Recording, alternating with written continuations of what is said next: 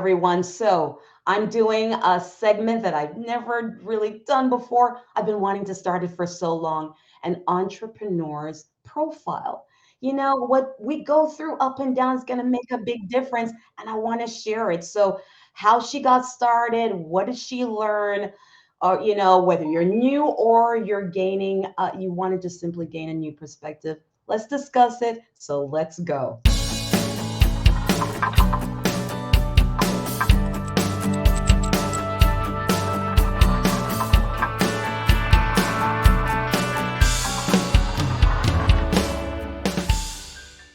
Good morning, everyone. Paula Madison here, Power Marketing SF, and the host of 10 at 10.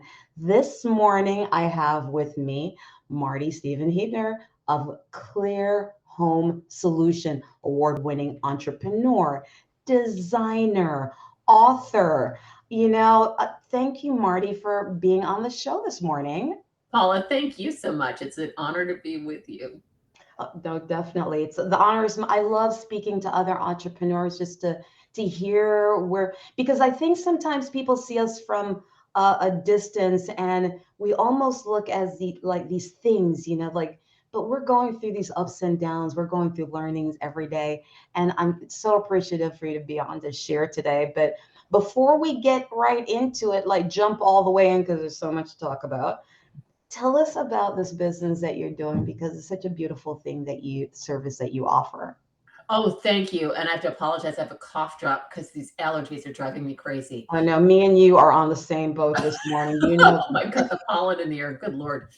Well, my company, Clear Home Solutions, we work with older adults and their families when all their treasures of a lifetime and all the other stuff are getting in the way of moving forward. So we handle all their possessions, their personal property, when it's time for them to move, because we project manage moves from top to bottom, from downsizing to setting up the new home and clearing out the old. We downsize homes and arrange them for aging in place. We do professional home inventories, and frankly, you and I are in California, where we get earthquakes. Yeah. Everybody needs their own home inventory, which most people can just do, take their camera and just take photos and stash them in, out in the clouds somewhere so Yeah, they can yeah. have them. But we come in when we really have to, they're battling beneficiaries, whatever, where we need a record of what's in the home. We also do photo and document organizing and digitizing and online estate sales. So anything to do with seniors and or stuff, I always say contact me, contact Clear Home Solutions, because if we don't do it, we can recommend somebody great. Well, let me ask you a question. All right. How did you make a decision to start a business like this? What was that inspiration? Well, this was actually the fourth endeavor, my fourth endeavor as an entrepreneur. And You it and was me actually, both, girl. yeah, there's all these we always have a kind of a fascinating roadmap to where we are Mhm. as business owners. Um, oh, I'm so sorry. I think I just got an Amazon delivery. Sorry about that. Do you We're have to sign? live. We're live. Um, well, Listen, I had a cat walk across the street. It's okay. Babies, this is the world that we're in. if we show our humanness here. Um, so my Oh, they need to sign. Do you need to run and go get oh them? my God, I don't want to do this, but it's my seat. Do we? Oh Oh, my God, I'm so oh, sorry. I'll I keep don't talking. So, sorry. Marty and I were talking earlier about, all of the challenges that goes in. And I think sometimes people do not realize that we also have fears and doubts. And this show was actually inspired by something that happened yesterday because I was with this really lovely woman. I invited her to a networking meeting. I was so excited about her meeting like 50 other entrepreneurs. And she came, she signed in, and then she turned around and left right before I got there. So we crossed over. We must have just missed each other. And when I called, it's like, hey, were you not able to leave the office? Is everything okay? She shared her fears and doubts around starting this business because she's a brand new business. But I mean, she's been in for about three or so years now, and how that affects business owners because We look at other business owners from a distance, ones that have been doing it for a while, and think, well, they're amazing. They've been doing it. I can't do that. It's that guessing game. And then not realizing, no, no, no. Maybe if we who have been in for a while simply shared our stories. So, like me and Marty, this is our fourth business. There's been ups and downs. Even when it's going smashingly well, there are ups and downs. And so that's what the entrepreneur profile is. So, Marty, welcome back from Amazon from the front door. I'm so sorry. I love this, by the way. And then, But yeah, tell me, like, so this is your fourth iteration of being a business owner, you said. right.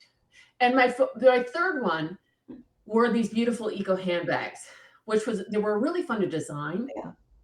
but the business is so cutthroat. And what happened was I live in LA. My dad was back in my hometown of Buffalo. And it became his final few years. So I was what we call the DA in the family. Sorry, not a breath from running Out of breath. of the designated adult in the family. And so I was flying back and forth, and for obvious reasons. The Yeah. bag business took a big hit. Yeah. The thing is, with my dad and other relatives, Yeah. I discovered how extraordinary later life was. And when my dad passed away and things settled down, the thing is, the business took a huge hit because all the time I had to spend away. Yeah. I wouldn't trade that time for anything. Yeah. But I realized either I resurrect the bag business or do I do something else? And like I say, the business part of designing handbags is cutthroat. It's not. Listen, I used to design as well. My business number 3 was a clothing business. I designed maternity clothing for professional women. We were in about 85 stores internationally. And we have stores here in the U.S. And so it's the design business in the U.S. is very difficult. To me, like I'm like a researcher just looking at it. I saw that the emergence of smart manufacturing was going to really kill us, and of course we're there right now because now it's fully kind of emerged, still coming, the AI concept. And it's, you got to grow and learn and see. But then for us, it was 2008. 2008 was not a good time to be in retail product. I mean, it was an interesting time to be out there, You so either had to be extremely expensive or super cheap. The middle fell out of the market. yeah. Isn't that the way with everything? Even Yeah. middle income folks always get hit. High and low, they're doing their thing. Middle, you can't be. But actually, that's a good learning for folks to hear as well. If you're thinking about a business and coming in, I either go if you're small and not planning to be like a Chase level company, Chase Bank size. High or low might be your way to go. Trying to run somewhere in the middle of the pack is just doesn't work anymore. No, Maybe it doesn't. did. I'm not sure if it ever worked. I think it did. Yeah. For a time. And then the thing is, right now it's either very high end, low volume, or it's very low end, like very inexpensive and very high volume. Yeah. So, kind of think about which way you want to go and basically how much you can invest in it to start it off. So you were inspired basically because of your experience with My your father. dad and your mom. Okay. My mom died when she was 58. She was young. Dad made it to 90. He never remarried. She was the love of his life. It happens. It Even happens. though people beat up marriage, I'm like, some people figured out the formula. Yeah, Some well, people and don't. they're able to grow together, which it's tough. It's work. It's a lot of work. And both. I mean, just like a business. I mean, Yes. perfect, because it's a relationship. Business is a relationship. It's a relationship with yourself primarily, Yeah. and I think also with your clients. Oh yes. And your vendors colleagues and your everybody. employees. Yeah. So the But thing is, and one of the things too, after I loved what I was learning about later life. Additionally, I had already recognized how huge the senior market was. and that it would only expand when you have 10,000 baby boomers turning 65 every single day. That started in 2012. It's going to go through to 2032. It's a huge market. And so I thought, okay, well, that would be more meaningful work. And I thought, okay, what's the niche? And I found this niche of helping people deal with all of their items, all their treasures, personal possessions, paperwork, all of it, and all the emotions attached to it. So Clear Home Solutions, our tagline, for lack of a better term, is where compassion meets know-how. So it's balancing the respect and the efficiency for people. So that's how I got into this. And I launched in 2013 and never looked back. I'm now president of our industry association. We have 1,000 members. And we were the first nationally accredited company in our industry in both LA counties and also Ventura County.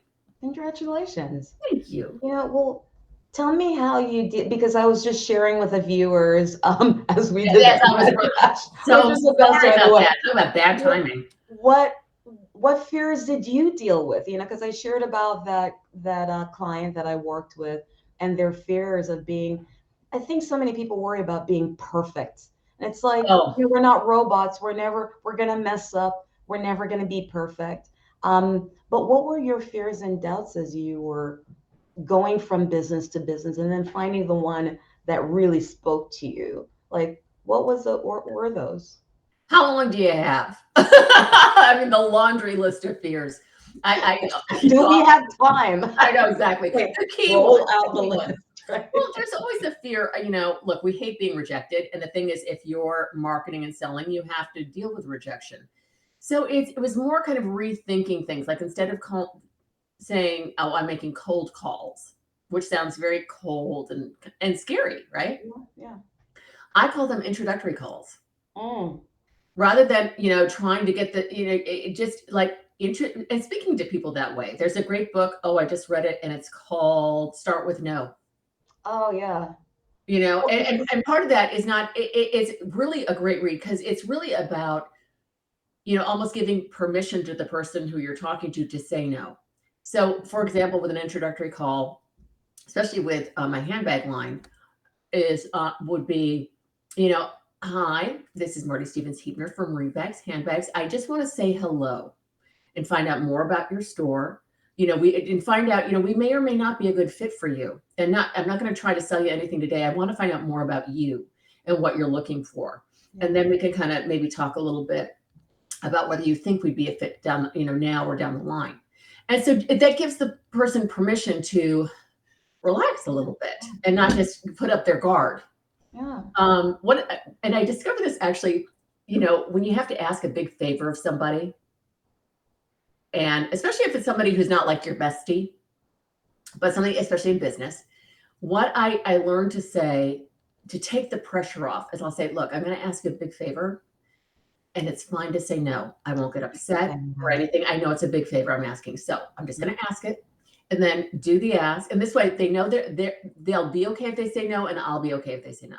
It feels like have you read The 7 Habits of Highly Effective People, which I thought was, by the way, a stupid title. I had not read the book for years because I'm like, what a stupid title. There's more than 7 ways. Yeah. Then I read the book. I'm like, you're stupid. What the heck? But in the book, they talk about that win-win idea, formulating those relationships. And then, he breaks it down: win, lose, lose, win, lose, the act of war, the whole gamut of it. That sounds very much like this to me, where you're setting that up. If it doesn't work, it's okay. It's fine. If you don't want to participate, that's okay. We'll move it along. We had a great moment. It's fine. Yeah, it's just nice to know you and have this conversation. What's interesting is in Start With No, he hates the term win-win. Really? I don't. Listen. I don't. It's so funny. Watching the show. And the trick is, educate yourself. Read these books. Yes. Read these books because it's already been done, right? It's like, why reinvent the wheel? People have been by different parts of it. I'm sorry, I interrupted you. No, go for it. That's how we talk, Marty. I know. We're having a conversation. But it's right. Go for it.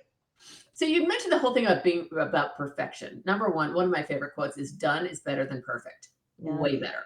Get Yeah. it done. You can, like, for example, I have to do some videos for another endeavor called Later Life Living that I'll be launching. It's where older adults and their families can go to find the trusted and vetted professionals they need to guide them through later life. And Yeah. I'm doing some welcome videos and some things for some, newsletters and online, Yeah. whatever. No, And absolutely. I'm just speaking to a marketer. I'm like, yes. yeah, exactly. And the thing is, I was getting in the perfection loop.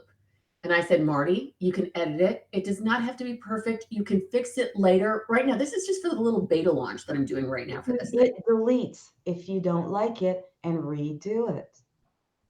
Exactly. But we get into our heads, we start sometimes a whole self-talk conversation that is not coming out of the mouths of other people. What they meant to say was, no, they're not saying that. It's you. You're the person who came up with that, who negated your product, negated yourself. You haven't even asked yet. I mean, again, if you show up though in at a networking meeting in your boxer short and a t-shirt, I'm gonna say it's you. I'm going to And say some to poor you, choices you made that morning. right? But when you made that decision that morning, were you already pre-sabotaging yourself and just saying, "Oh, it didn't work because," right? It's our headspace is a big part about being an entrepreneur, whether at least your failure or your success. So let me ask you a question. What's your favorite part? What's your favorite part of doing that? Of the work. Yeah. Yeah. It's Actually being a business owner, like, oh yeah. yeah, everything. I have met so many great people, including you, through being a business owner. With entrepreneurs, especially of small businesses, we tend to be a fairly well, not even fairly, a really friendly bunch. And for those who aren't friendly, go away. But we're very interactive. We help each other, especially, dare I say, women entrepreneurs. We're very collaborative. It's really wonderful when you open yourself up to other business owners and including people in your field. It's extraordinary. So And I love finding great people and giving them jobs that are meaningful, especially at Clear Home Solutions, given the work we do. Even when it's a difficult client, yeah, you can still go home at night knowing that you helped to ease their burden. You did something really meaningful and worthwhile. So that's wonderful. I just love doing this work. I love I love being on this mission of igniting the possibilities of later life, whether it's through helping people through these huge shifts in their later life in terms of either they have to move, they have to acknowledge, the whole family has to acknowledge that there's this generation of people, parents, a parent, who are heading towards, they can kind of touch the end of their lives. They're getting there. And this affects all generations. And mhm, there's something really glorious and um, almost transcendent about helping to guide people through that period of their life. I was going to say era. Sometimes it's very short, so it's not exactly an era, but yeah, that part of their lives. And I've learned so much from people, yeah, and just I understand the interactions of people. And when you're working with someone and they're new, and mhm, just putting those pieces of their emotional puzzle together and really seeing it from their perspective, and then finding ways where I can you know, help shift their perspective into a more positive light. So my goal in life is to make our later years, rather than dreaded and yeah. frightening and often painful, into a time that is safe and comfortable and celebrated. They Well, feel celebrated by other people. So that's my overarching goal with Clear Home Solutions. let me ask you another question because you brought it up. You brought it up. What? Your favorite parts, and you slipped in and dealing with challenging clients. How do you deal with challenging clients? I think some of us have our messes, some of us don't. Some of us just kind of turn and go, I just don't want to. I'm kind of the belief that, the client isn't always right. And sometimes money is just bad money that costs you more than you're taking. You see the cash, you're like, oh great, they're paying me X thousands. I'm so excited. But the stress and the anguish that you have to put yourself and your staff through, that money just is just devalued, and it takes time away from your other clients, But how do you deal with those? Do you have anything interesting tips to offer? Well, one of the things is to just to communicate with them, and Mhm. also just remember, and I train my staff in this, and it's an effort. And after 10 years of this, I'm really pretty good at it, but realize it's not about you. So long as you're actually doing your best and you care about the outcome and everything. If you don't care, that's a whole different. You shouldn't be doing being an entrepreneur. Yeah. But what you've done your best job. Sometimes mistakes do happen. We're all human. I am. So is my staff. Every so often, I mean, they're amazing. I've got the best staff I've ever had in 10 years. I adore them, and so do our clients. But every so often, there can be a mistake or not. Sometimes we do this great job, and there's just bitter people, and it's not about us. It is not about us. And so They it's have things remembering this. going on in their lives, right? Exactly. And so hearing them out, just hear them out, Yeah. what's going on. And sometimes it's this monologue that goes on for minutes. Let them spew it and just listen carefully for things that you may be able to address or ask them questions about. Okay, so like, for example, we pack very carefully. Yes. We make sure I should say we make sure everything's packed carefully because we Yeah. supervise it. And the one complaint every so often, not constantly, but once in a while, someone will complain that we use too much paper. And once the monologue is done, I'll say, so I want to address this part about too much paper. Did anything break? No, hence the paper. Yeah. Because we want to be careful. We want to make sure, the packers are packing things properly, Yeah. the moving company, what have you, or even if we're with the family and some of them are packing, we'll suggest, you need more paper there. I mean, that sounds trivial, but that's the whole point. You listen for those things. And you don't say, well, it depends. Once in a while, if somebody's really horrible, yes, I will definitely defend my staff. But Yeah. other times it's just, it's pointless because, like you say, you'll just get to a really bad place. Yeah. They will annoy you. And I often say, well, you know what? How much would therapy cost versus letting this client go? Yeah. Like, that'll be too much therapy. Yeah. Okay. Yeah. True. But It's listen to them. because sometimes you see the money and it just kind of flashes in front of you, and it's like, oh wow, I'm like moving forward. It's like, no, you're not going to be moving forward. All right, so a question came up in my head as I have my script here, but when you started your business, did you put together a business plan of some sort? Do you recommend it? What's your thoughts on it? It's interesting because the school of thought is changing. I do think it's important to have, some sort of plan, especially when you're just starting out. Where do you see this going? Here's the thing. I always laugh. Don't you laugh, Paula, when people say, oh, I finished my business plan. And inside I'm just going, you think so? Exactly, right? It's never going to be done. Listen, pandemic, hello. I mean, Stop I put it on running. my calendar, and sometimes I'm horrible at it for every 3 months, because I try to give myself a little something every 3 months to just kind of be away or whatever, like sit and just read it over because it quickly outdates in 3 months. It's like things change.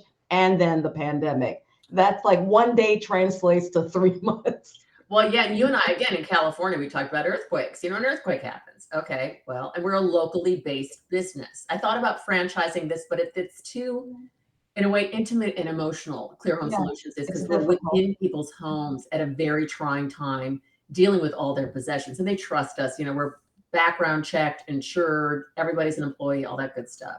Mm. But yeah, It's a it's lot. it's It's a a lot. delicate dance we do. It really is. Well, let me ask to wrap up because we're kind of rounding down on time. Yeah. What's your final thought that you would kind of offer to someone either starting or has been in it? Because I feel that if you're in it, people are like, "I'm good. I've already been through it. I know some things." No, it's like anyone who say they know everything always like weirds me out. It's like like how could you know everything? But what advice would you offer to someone who's in it or just starting based on your experience? Well, it's tough because you can't get analysis paralysis if you just keep reading and figuring things out. So it's a combination of things. First of all, remember, done is better than perfect. Just take the leap.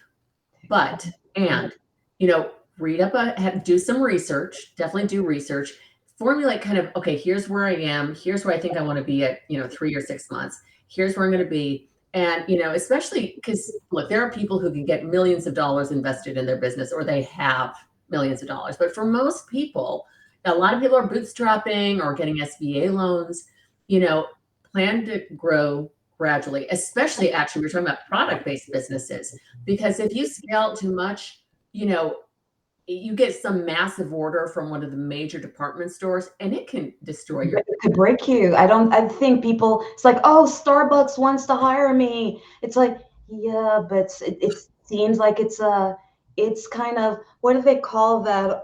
The Trojan horse. It's kind of like a Trojan horse that you're rolling into your business, if you're you're allowing that in, yeah, in the gates. Yeah. So, how can the viewers continue to connect with you? I know that you have a podcast, How to Move Mom. How to So, move your mom and still be on speaking terms afterwards. Howtomoveyourmom.com. yeah. Well, you can go to clearhomesolutions.com and you can contact us there. Their phone number's on there. And also eventually there will be Later Life Living, but Yeah. not just yet. But yeah, howtomoveyourmom.com and clearhomesolutions.com. We would love to hear from you. And if you have questions about later life, please let me know. And the good thing about like yours is about entrepreneurs. Yeah. My podcast is about all things to do with later life, not just about moving mom. But I've had you and I are both members of Provisors, and I've had so many great, brilliant estate planning attorneys. I had a death doula on. I just talked to a registered nurse who really understands cannabis and how it can benefit seniors and all that, the CBD treatments. Yeah. So fun. I love that. I absolutely love that. It's like you and I could always speak. It's like every time we end a conversation, we're like, it's over already. Like, did we only schedule 5 hours? It's exactly. It's always such a pleasure to spend time with you, Paula. But I mean, it's such a meaty topic, right? Being an entrepreneur. It's not just one, like, oh, you write the perfect business plan, you start the perfect product and services. I mean, because we're humans and we're diverse and we come with our own baggage that we drag with us. It's like let go of the bag and just run. No, I need this bag of stuff. And remember, fear is your great ally. All it wants you to do is survive. So don't be afraid of fear. Absolutely. Like sit with it and see what it's trying to tell you. I love that. It's that's what the person who didn't go to that networking meeting yesterday. I told her, your stomach tells you everything. Like that gnawing feeling, that upset weirdness. I said, when you feel that, that's not the time that you run away. You run forward. Like that's the good stuff. Like your body is scared of the amazing stuff. I mean, if it's a burning building, I'm gonna say, think about it. What are you gonna do? The obvious stuff. But if it's a little thing that makes no sense, that's what I always tell people. That's my big advice is if you feel that your stomach is so smart, that this is a good thing, stay with it. Just sit in it. Move forward. Even if it's little tiny steps, do it anyway, So and remember, resistance is just resistance. That's all it is. That's all it is, So, guys, if you want to keep connecting with Marty, I'll drop the podcast link in so that you can connect. If you're ready for marketing as well, reach over to me. Let's have a conversation. My continued mission statement is to introduce you to what I call everyday experts and business owners to share their experience and expertise with you. And of course, a bit of marketing sprinkled in as well. We are every Thursday live on LinkedIn. Yes, live, not super cute edited. As Amazon, yes. As Amazon box is it's part of the entertainment, viewers, thank you so much. Thanks for staying strong during this crazy period. I appreciate it. And courage is resistance to fear, mastery of fear, not absence of fear. Mark Twain. I hope that one helps you as you're closing your day. I hope this information helped you as you're going through your day. Marty, again, Love you, girl. You Well, know, thank you so much for this opportunity. Thank you, Paula. thanks for being on and sharing with the community. I appreciate you, everyone. Have an amazing rest of the day. Take care.